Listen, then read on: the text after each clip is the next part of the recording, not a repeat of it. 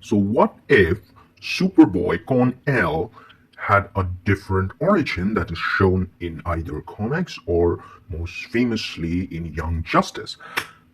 I'll be talking about the Young Justice version, and here my opinion vastly differs from the path he took. So he is a clone of Superman, but instead it has been shown very easily that by the Cadmus Project, funded by Luthor, it's the DNA was mixed with human DNA. So I think the first thing that should have happened is that the biology of humans and Kryptonians, no matter how similar they look, is vastly different. And which is why, although they can conceive together, but the genes do not mix well always. There needs to be a certain factors. And so Lex Luthor's genes were not compatible somehow with Superman's to create another clone. And since they couldn't create a full Superman clone due to insanity factors, they had to mix up some human DNA to stabilize it. So I would have chosen someone like Rachel Gu or Richard Dragon because I would have made it like since Superman's energy is so hypercharged, so overpowered, and his biology basically altered a little after he crash landed as a baby, and over the long exposure of sun solar radiations, his biology changed, and his genetics also been affected a little. So his genes are not compatible with Lex Luthor, so Lex started finding different genomes or different people's DNA to check if he can create a perfect gene, and somehow, somewhere, he finds it and creates a clone. And the clone, unlike it showed in Young Justice, it's quite an adult. I would have placed him around a 10-year kid or somewhere similar, 8 to 10 year kid. And he's still found, and Superman still doesn't accept him fully. Like the story goes on in similar pathways, but at the same time, after learning, after seeing him bond, that after he got the wolf, of course, but not the car. Uh, Batman suggests, or Black Canary suggests, that he should move out. He should find out who he is because he was always at the beginning. He was always overshadowed by Superman, overshadowed by this legacy or this sense that he's a fake, or he had this rage swelled up within him. So, I would have somebody said to him, possibly, I would make that either Robin or Raven to suggest him that he should find out his own identity. And that's when, after a year, he leaves the team quietly. That's where it gets fun. He leaves the team quietly, and so everybody's like, instead of Young Justice, they are sort of Teen Titans at that point. And here, Cornell leaves from place to place under disguises. He checks up how people live, and people often dismiss him as a child. He can't fly, but he can jump. He of course has a watered down version of Superman powers, like except the super strength, agility. That's also watered down a lot, and somewhere similar, stronger breath. He doesn't have much qualities, so he goes to one person who can guide him, and he meets a monk, say, who trained Bruce Wayne, and that monk was possibly on his deathbed, and he gives Cornell, the Superboy, a purpose, a name, a good name. And after that, he also stumbles from place to place. And finally, he reaches Fortress of Solitude because he learns from Superman around a corner that Superman has a Fortress of Solitude somewhere around Frozen Lake. So he stumbles upon that, but he can't go in because he's not Superman. He's feeling like whether he should go in or not. Then he suddenly notices that there is a cave, a sort of a cave, a broken place under the Fortress of Solitude. Like it looks like an abandoned factory. Oh, and it's covered with glaciers. It's disguised, but since he has partial DNA of Clark, he could get in past the security because Superman was keeping it hidden, but he's still not maintaining it because he's not interested. So he goes in and he finds that the ship belongs to Brainiac, and Brainiac, although after the long battle, somewhere around this, his ship was destroyed.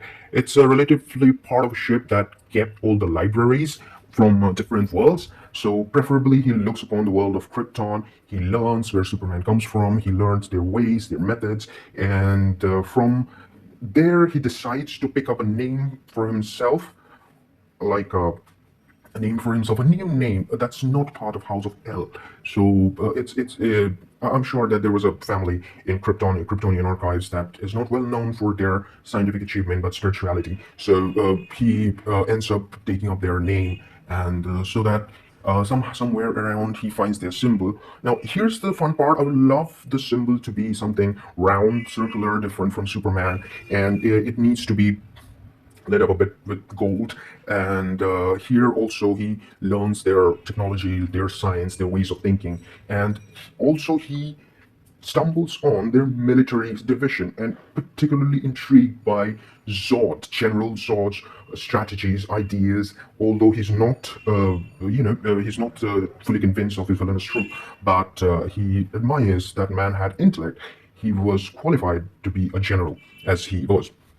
So he learns their ways, their strategies for a year. But since he is a clone of Clark, he is a fast learner, and he already could speak a lot of languages present on Earth. He learns more from Brainiac ships and libraries and about science. So from here on, he decides to take a new name for himself that belonged to him outside of Superman's shadow, and he becomes this master tactician come fighter. And his fighting style needs to be somewhere not a brawler type, but a mixed martial artist type. I would say it's should be something similar to unique. It should be unique, like Vandal Savage's martial art or something like that, because martial art did not exist in Krypton per se, but they did have their fighting styles. So Cornell learns that. Sorry, his name is now something else. He takes up the mantle, so he's not called Cornell anymore. And I would love his new suit to be a little tactical and.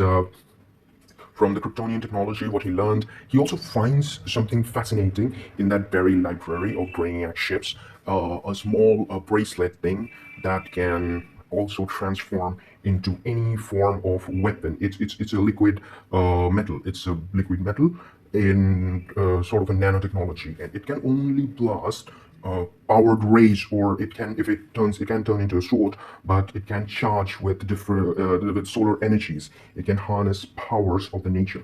So there he goes, and his new suit should be also different from Superman, and it will be more tactical, as I said before, and it should have the color blue, of course, because Superman. But along with blue, it should have something gray or white.